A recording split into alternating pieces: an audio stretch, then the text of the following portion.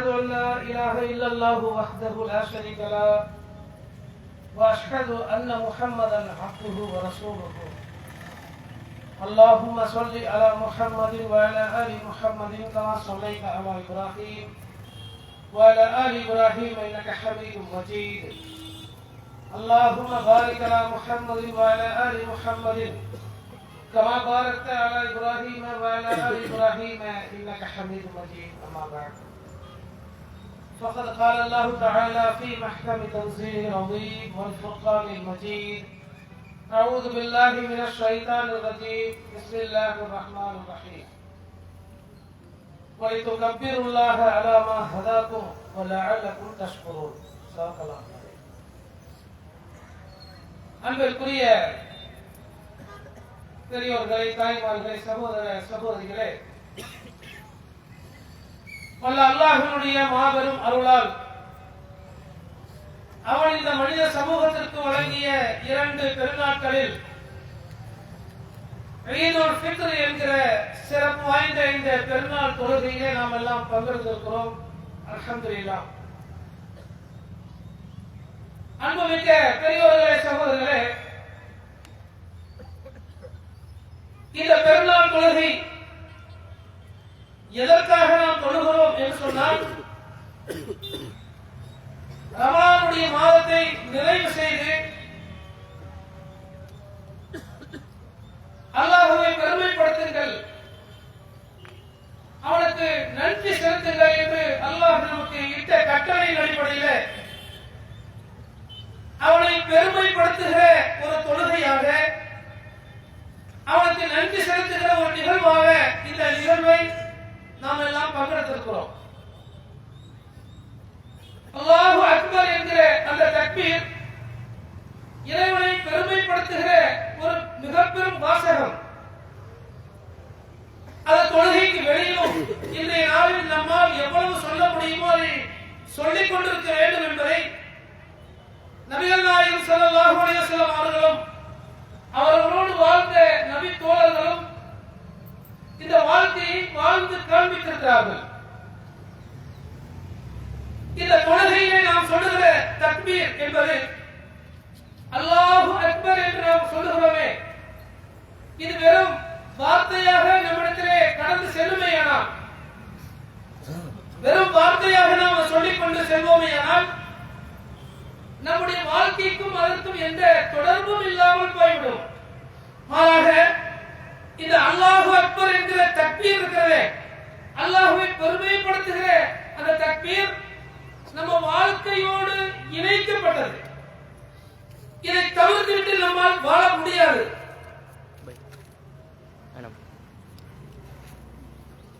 இது நம்முடைய வாழ்க்கையோடு இணைக்கப்பட்டது.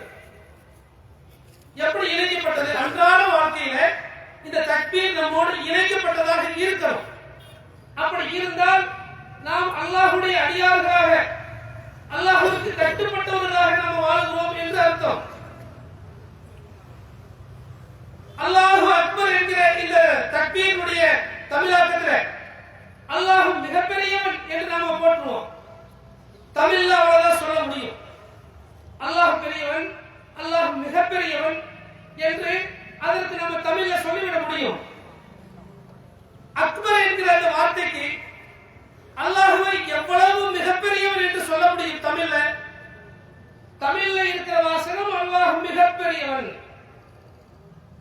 ஆனால் உண்மையில் இவ்வளவுதான் அல்லாஹ் பெரியவனா என்றால் இல்ல. அதை தமிழாக்கம் செய்கிற, தமிழ்ல கொண்டு வந்து அதுக்கு சரியான பொருள் தருகிற ஒரு வார்த்தை தமிழ்ல இல்லை. அப்ப எவ்வளவு மிகப்பெரியவன் அல்லாஹ் என்பதை நாம பொதுவா ஒண்ணு ரொம்ப பெருசா இருக்குன்னா, ரொம்ப பெருசா இருக்குது இல்ல ரொம்ப பெருசா இருக்கு நம்ம சொல்லுவோம்ல, அத அந்த ரொம்ப இழுக்கும் போது அது ரொம்ப பெருசா, ரொம்ப உயர்வானது. அந்த மாதிரி அல்லாஹ் மிக பெரியவன், அவ்வளவுதான் நம்மளால சொல்ல முடியும். ஒருவேளை மிக மிக மிக மிக மிக அப்படி எழுதுறோம், எத்தனை முறை எழுதுகிறோம், எழுதி கை ஓய்ந்து விட்டது. அவ்வளவு மிக போட்டு அல்லாஹ் மிக மிக மிக மிக பெரியவன் என்று சொன்னாலும் அதை விடவும் அல்லாஹ் மிக பெரியவன். அப்ப அல்லாஹ் மிகப்பெரியவன் என்பதை நாம் சொல்லும் போது இந்த வார்த்தைக்குள் அடங்குகிற அளவுக்கு அல்ல, நம்முடைய வார்த்தைகளில் சொல்ல முடியாத அளவுக்கு அல்லாஹ் மிகப்பெரியவன். அல்லாஹ் மிகப்பெரியவன் என்று சொல்லும் போது நம்முடைய மனநிலையில் ஒரு செய்தி பதிந்திருக்க வேண்டும். அல்லாஹ் மிகப்பெரியவன், நான் மிகச் சிறியவன் அப்படி கூட சொல்ல முடியாது. அப்படிதான் சொல்ல முடியும் தமிழ்ல. அல்லாஹ் மிகப்பெரியவன், நான் மிகச் சிறியவன் இல்லை, நான் மிகச் சிறியவனும் கிடையாது. அல்லாஹ்வுக்கு முன்னால், அல்லாஹ்வுடைய வல்லமைக்கு முன்னால் அல்லாஹ்வை நான் பெரியவன் என்று சொல்லிவிட்டு அவனுக்கு முன்னால் நான் சிறியவன் என்று சொல்லிவிட முடியுமா? சொல்ல முடியாது. அந்த இடத்திலே பெருமைப்படுத்துகிற இடத்திலே, அல்லாஹ்வை பெருமைப்படுத்துகிற இடத்திலே அல்லாஹ் மிகப்பெரியவன் என்று பெருமைப்படுத்துகிற இடத்திலே நான் வெறும் ஜீரோ.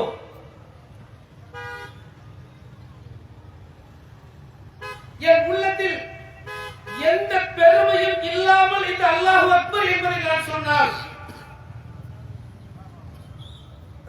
எந்த பெருமையும் இல்லாமல் அல்லாஹ் அக்பர் என்கிற வார்த்தை நம்மிடத்திலிருந்து வெளிப்படுமையானால் அந்த பெருமை இல்லாத வார்த்தை தான் அல்லாஹ்விடத்திலே ஏற்றுக்கொள்ளப்படுகிற வார்த்தை. உள்ளத்தில் பெருமை இருக்கிறது, அல்லாஹ் பெரியவன் என்று சொன்னால் அந்த வார்த்தைக்கு அல்லாஹ்விடத்திலே மதிப்பு கிடையாது. ஏனென்று சொன்னால் நபிகள் நாயகம் ஸல்லல்லாஹு அலைஹி வஸல்லம் அவர்கள் சொல்லுகிறார்கள்,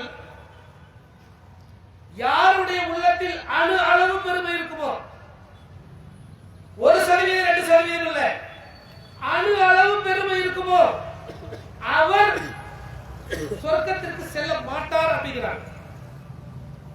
சொர்க்கத்துக்குள்ள நுழைய முடியாதுங்கிறார். அல்லாஹ்வுடைய பெருமையோடு அல்லாஹ் பெரியவன் என்று அவனை பெருமைப்படுத்துகிற அந்த இடத்துல நான் சிறியவன் என்று சொல்ல முடியாது, நான் ஜீரோ. இந்த மனநிலை ஒவ்வொரு மனிதனுக்கும் வர வேண்டும். எனக்கு எந்த பெருமையும் இந்த உலகத்தில் கிடையாது. நான் படித்திருக்கிறேன், நான் உடல் வலுவோடு இருக்கிறேன், நான் செல்வாக்கோடு இருக்கிறேன், நான் செல்வத்தோடு இருக்கிறேன். இன்னும் இந்த உலகத்திலே நான் நினைத்ததை அடைய முடியும் அளவிற்கு எனக்கு பல வாய்ப்புகள் வழங்கப்பட்டிருக்கிறது. அப்படி பல மனிதர்களுக்கு இல்லாமல் இருக்கலாம். ஆனாலும் நான் பெருமைக்குரியவனா? நிச்சயம் கிடையாது. அல்லாஹ்வுக்கு முன்னால் எனக்கு எந்த பெருமையும் கிடையாது. எனக்கு எந்த பெருமையும் கிடையாது என்பதை புரிந்து அல்லாஹ் அக்பர் என்று சொன்னால் அந்த அல்லாஹ் அக்பர் அல்லாஹ்விடத்திலே மிக பெரும் வார்த்தையாக, மிக கனமான வார்த்தையாக இறைவன் ஏற்றுக்கொள்கிறார். அப்ப பெருமை இல்லாத ஒரு வாழ்க்கை தான் தினந்தோறும் நாம் வாழ வேண்டியிருக்கிறது. அல்லாஹ்விடத்திலே பெருமை பாராட்ட வேண்டாம், மனிதர்களிடத்திலே பெருமை எடுத்துக் கொள்ளலாமா என்று சொன்னால் அந்த பெருமையும் நமக்கு கிடையாது என்று இஸ்லாம் நமக்கு வழிகாட்டுகிறது. பெருமையோடு வாழ நினைக்கிறோம் பாருங்க, நான் ரொம்ப பெருமையோடு வாழ முடியாது. அல்லாஹ்வுடைய அடிமையாகத்தான் வாழ வேண்டும். இந்த உலகத்தில் பெருமையோடு வாழ வேண்டும் என்று நாம் நினைக்கிறோம் பாருங்க, அதுவே மிக பெரும் தவறு. அல்லாஹ்வுடைய அடிமையாக இந்த உலகத்தில் நாம் வாழ வேண்டும். அப்போ அல்லாஹ்வுக்கு நன்றி செலுத்த வேண்டும், அவனை பெருமைப்படுத்த வேண்டும். அவனை பெருமைப்படுத்துகிற அந்த நேரத்திலே என் உள்ளத்தில் பெருமை இல்லை என்பதை உறுதி செய்து கொள்ள வேண்டும். நான் பெருமை அளிக்கிறேனா என்பதை ஒவ்வொருவருமே இந்த காலத்திலே யோசித்து பார்க்க வேண்டும். நபிகள் நாயகம் ஸல்லல்லாஹு அலைஹி வஸல்லம் அவர்கள் பெருமை என்பதற்கு ஒரு குறைந்தபட்ச அளவுகோல் சொன்னார்கள். இந்த அளவுகோல் ஏதேனும் ஒரு இடத்திலே நான் நடைமுறைப்படுத்தி விட்டேனா என்பதை நாம் இந்த இடத்திலே யோசித்து பார்க்க வேண்டும். எப்படி சொன்னார்கள்? பெருமையோடு ஆடையை கீழே தரையிலே உரசிக்கொண்டு செல்பவன் அல்லாஹ் சொர்க்கத்தில் நுழைக்க மாட்டான்னு சொன்னாங்க. அப்போ நபித்தோழர் கேட்கிறாங்க, ஆடை அழகாக இருப்பதை அது போடக்கூடாது அப்படி இல்ல, ஆடை அழகாக இருப்பதை அல்லாஹ் விரும்புகிறான். அதே நேரத்தில் பெருமை என்பது என்ன தெரியுமா? பெருமை என்பது மனிதர்களை இழிவாக நினைப்பது. பதருல் ஹக்கி வ ரம்துன் நாஸ், மனிதர்களை இழிவாக நினைப்பது, சத்தியத்தை மறுப்பது, உண்மையை மறுப்பது. இந்த இரண்டும் தான் ஒரு மனிதனிடத்தில் பெருமை இருக்கிறது என்பதற்கான குறைந்தபட்ச அளவுகோல். அப்படிங்கிறத நபிகள் நாயகம் ஸல்லல்லாஹு அலைஹி வஸல்லம் அவர்கள் சொல்லுகிறார்கள். நம்முடைய வாழ்வில் நம்மை சுற்றி இருக்கிற மனிதர்களில் யாரையேனும் ஒரு நாள் என்றாவது ஒரு நாள் நம்மை விட இழிவானவர்களாக நாம் நினைத்து விட்டோமா? அப்படி நினைக்க எது காரணமாக அமைந்தது? நம்முடைய உடையா, நம்முடைய தோற்றமா, நம்முடைய படிப்பா, நம்முடைய செல்வாக்கா, எதுவோ காரணமாக இருந்தது. இன்னொரு சக மனிதனை நான் இழிவாக நினைத்திருக்கிறேன் என்று சொன்னால் என் உள்ளத்தில் பெருமை இருக்கிறது என்பதை நபிகள் நாயகம் ஸல்லல்லாஹு அலைஹி வஸல்லம் அவர்கள் சொல்கிறார்கள்.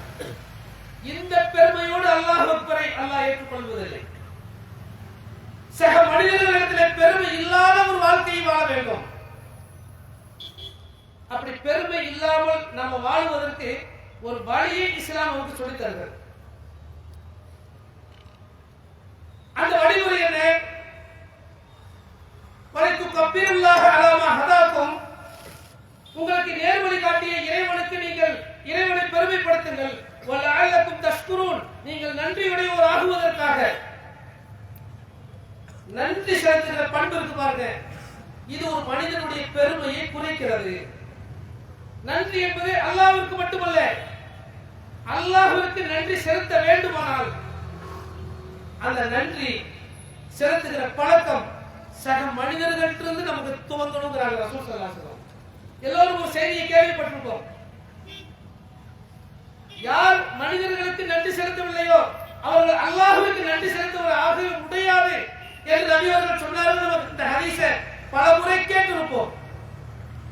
யார் மனிதர்களுக்கு நன்றி செலுத்தவில்லையோ அவர் அல்லாஹ்வுக்கு நன்றி செலுத்தியவர் ஆக முடியாது என்றால், நன்றி செலுத்துகிற பழக்கத்தை நீ அல்லாஹ்வுக்கு மட்டும்தான் நன்றி செலுத்துவேன்னு சொல்லி வர முடியாது. அந்த பழக்கம் வரணும், அந்த பண்பாடு வரணும். அது சக மனிதர்களிடமிருந்து துவங்க வேண்டும். நம்மோடு வாழ்கின்ற பல சக மனிதர்கள் ஒவ்வொரு நிகழ்விலும் நமக்கு தேவையுடையவர்களாக, நமக்கு உதவி செய்யக்கூடியவர்களாக, அவர்களுடைய காரியங்கள் நமக்கு உதவி செய்யக்கூடியதாக அமைந்திருக்கும்.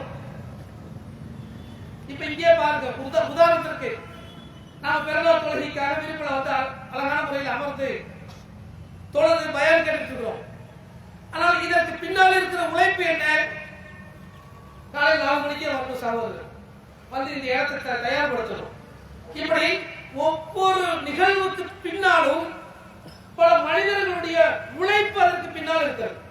ஒவ்வொன்றுக்கும் பின்னாலும் ஒரு வீட்டில் உணவு சமைக்கிறோம் என்று சொன்னால் அந்த சமையல் ருசியாக இருக்கிறது, ருசி இல்லாமல் இருக்கிறது என்றாலும் அந்த நாம் சாப்பிடுகிற அந்த உணவுக்கு பின்னால் ஒரு உழைப்பு இருக்கிறது.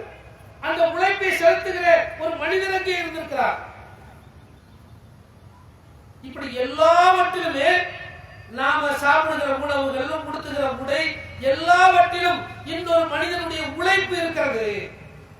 அந்த உழைப்பை உணர்ந்து அதனுடைய அருமையை புரிந்து அவர்களுக்கு நன்றி செலுத்துகிற பழக்கத்தை நாம் ஏற்படுத்திக் கொண்டால், அல்லாஹ்வை புரிந்து அவன் நமக்கு அருள் இருக்கிற மிக பெரும் பாக்கியங்களை புரிந்து கொண்டு அவனுக்கு நன்றி செலுத்துகிற பண்பு நமக்கு வரும்.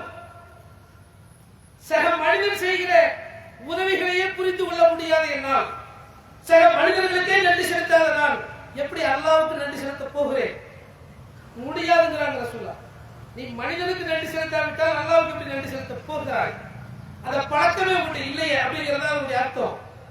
ஆக இப்படி சக மனிதர்களுக்கு நன்றி செலுத்துகிற இந்த பக்குவத்தை, பண்பை நாம ஏற்படுத்திக் கொள்ள வேண்டும். நபிகள் நாயகம் ஸல்லல்லாஹு அலைஹி வஸல்லம் அவர்கள் இதே போன்ற ஒரு பெருநாள் இதில் உரையாற்றுகிறார்கள். அன்னைக்கு மைக்கு கிடையாது, ஆண்களுக்கு மத்தியில் நின்று உரையாற்றினார்கள். ஆண்களுக்கு ஓரளவுக்கு கேட்டுவிட்டது, பெண்களுக்கு கேட்கல. அப்ப பெண்கள் இருந்து ஒரு முறையீடு, எங்களுக்கும் வந்து பேசுங்க, எங்களுக்கும் பயான் பண்ணுங்க. அல்லாஹ்வுடைய தூதர் பிலால் அலியில் அவங்க அழைச்சிட்டு போறாங்க. போய் பெண்கள் பகுதியில் நின்று சொல்லுகிறார்கள், யா மஅஷர நிசா, பெண்களே தசத்தக்ன, தர்மம் செய்யுங்கள். இன்னி உரைத்துக்குள்ள அக்ஸர் அஹ்லினார், நான் நரகத்தை எட்டி பார்த்தபோது மிகராஜிலே அதிகம் பெண்களை பார்த்தேன். அதனால நரகத்திலிருந்து காப்பாற்றிக் கொள்வதற்கு தர்மம் செய்யுங்கள் அப்படின்னு சொன்ன உடனே அங்கிருந்து அந்த பெண்கள் கேட்கிறாங்க, யார் ரசூலல்லாஹ், எதனால் இந்த நிலை ஏற்படுகிறது என்று அதற்கான காரணத்தை தெரிந்து கொள்ள ஆசைப்படுகிறார்கள். அப்போது நபிகள் நாயகம் ஸல்லல்லாஹு அலைஹி வஸல்லம் சொல்றாங்க, தக்ஃபுர்னல் லஅன, நீங்கள் அதிகம் சபிக்கிறீர்கள். தக்ஃபுர்னல் அஷீர், நீங்கள் கணவனுக்கு நன்றி மறக்கிறீர்கள். இதுல கவனிக்க வேண்டிய விஷயம் தெரியுமா? இந்த ரெண்டும் தவறான செயல். ஆண்கள் இருந்தாலும் பெண்கள் இருந்தாலும் தவறான செயல் தான். ஆண்கள்கிட்ட குறைவா இருக்கும், பெண்கள்கிட்ட அதிகமா இருக்கும், அவ்வளவுதான். அப்ப ஆண்கள் சமைச்சிட்டா, ஆண்கள் நன்றி மறந்துட்டா அது சரியா அப்படின்னா அதுவும் சரி கிடையாது. ஆண்கள்ல பர்சன்டேஜ் கம்மியா இருக்கும், பெண்கள் பர்சன்டேஜ் கூட இருக்கும். நீங்கள் அதிகம் சபிக்கிறீர்கள், தொட்டதுக்கெல்லாம் சாபப்படுறீங்க. குழந்தைய கூப்பிடுறதுனா கூட விளங்காதவனே சொல்லி கூப்பிடுறது கூட விளங்காதவனே கூப்பிடுறது. இதை நம்ம விளையாட பேச பாருங்க. ஆண்கள்கிட்ட கூட இந்த பழக்கம் இன்றைக்கு வந்து விட்டது. ஆனால் இந்த சாபத்திற்குரிய வார்த்தைகளை தவிர்க்க வேண்டும். அடுத்தது சொன்னாங்க தக்ஃபுர்னல் அஷீர், நீங்கள் கணவனுக்கு நன்றி மறக்கிறீர்கள். 20 வருஷம் 30 வருஷம் 40 வருஷம் வாழ்ந்த அந்த கணவன், தன் மனைவி குடும்பத்திற்காகவே வாழ்ந்திருக்கிற அந்த கணவன், குறைகள் இருக்கலாம். அந்த கணவனை பற்றிய அந்த பெண்மணியினுடைய ஒரு பார்வை எப்படி இருக்கும் அப்படின்னு சொன்னா, வீட்டுக்கார பத்தி சொல்லுங்க, என்னது சொல்றது, அவ்வளவுதான். 30-40 வருடங்கள் வாழ்ந்த அந்த கணவனை பற்றி ஒரு நல்ல வார்த்தை சொல்ல தயார் இல்லை அந்த பெண்மணி. உன்னை கட்டின இடத்துக்கு சுகத்தை கண்டேன் என்று ஈஸியாக இத்துணை நாட்களும் அந்த ஆணுடைய உழைப்பில் வாழ்ந்திருக்கிற அந்த பெண், அந்த உழைப்பை எல்லாம் மட்டம் தட்டி ஒண்ணுமில்லா மாற்றிருக்கிற இந்த நிகழ்வு பாருங்க. இந்த நன்றி மறந்த செயலைத்தான் அல்லாஹ்வுடைய தூதர் நரகத்திற்குரியது என்று சொன்னார்கள். இதே செயலை ஆண்கள் செய்தாலும் நரகம் தான். அந்த பெண்ணை திருமணம் செய்து அங்கோ பிறந்து வாழ்ந்து நம் வீட்டிற்கு வந்து நம்மோடு குடும்பம் நடத்தி நம்முடைய இன்ப துன்பங்களில் பங்கேற்று எல்லாவற்றிலுமே இருக்கிற அந்த பெண் ஒரு சிறு குறை ஏற்படும் போது, சிறு தவறு ஏற்படும் போது அந்த பெண்ணிடத்திலே நடந்து கொள்ளுகிற முறை பல ஆண்கள்கிட்ட நன்றி கெட்டத்தனமாக இருப்பதை பார்க்கிறோம். ஆகைப்படி பரஸ்பரம் குடும்பத்துக்குள்ள கணவன் மனைவிக்குள்ள நன்றியோடு நடந்து கொள்ள வேண்டும் என்பதை சொல்கிறார்கள். யோசிச்சு பாருங்க, புருஷன் முன்னாடி நன்றி செலுத்தணும். இத கற்பனை பண்ணுவோமா, யோசிச்சிருப்போமா?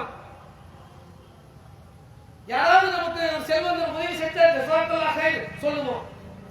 மனைவிக்கு ஜஸாக்கல்லாஹ் கைர், கணவனுக்கு ஜஸாக்கல்லாஹ் கைர் சொன்னவர்கள் எத்தனை பேர் இருக்கிறோம்?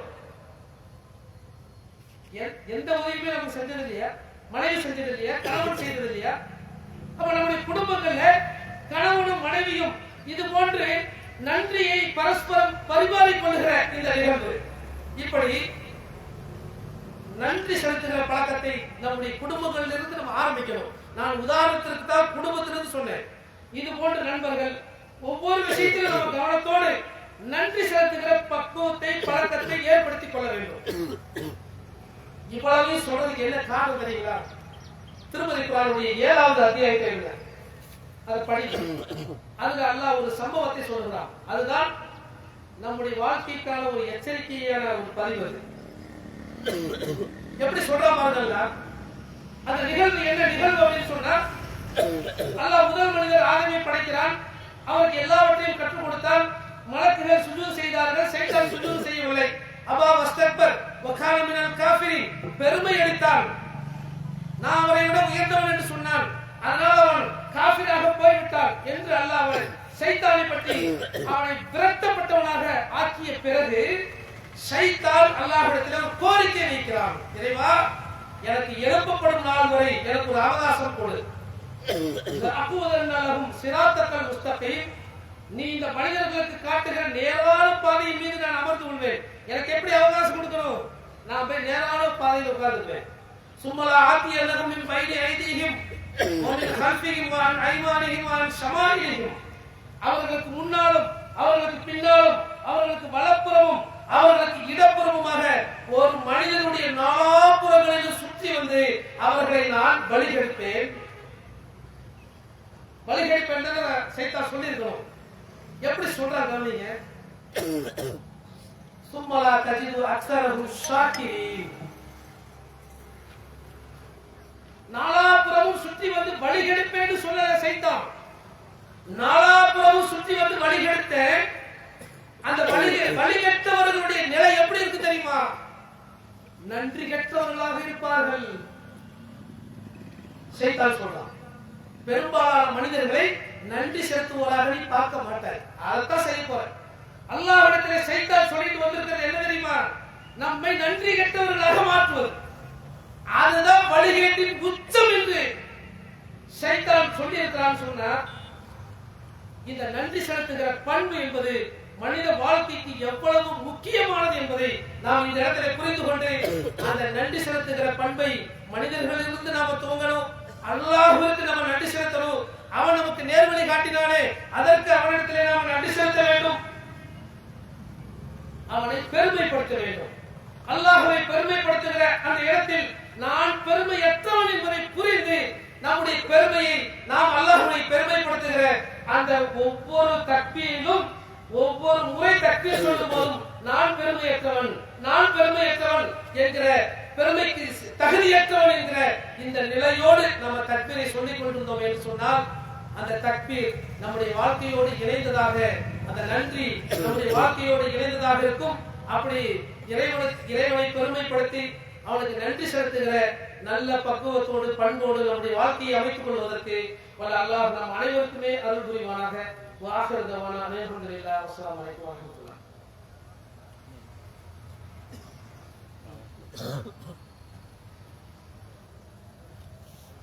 அன்புக்குரிய பெரியவர்களே சகோதரர்களே, பெருநாள் தொழுகையை முடித்ததில் இருக்கிறோம். அதிகமான துஆக்கள் நம்முடைய தேவைகளுக்காக, நம்முடைய ஆரோக்கியத்திற்காக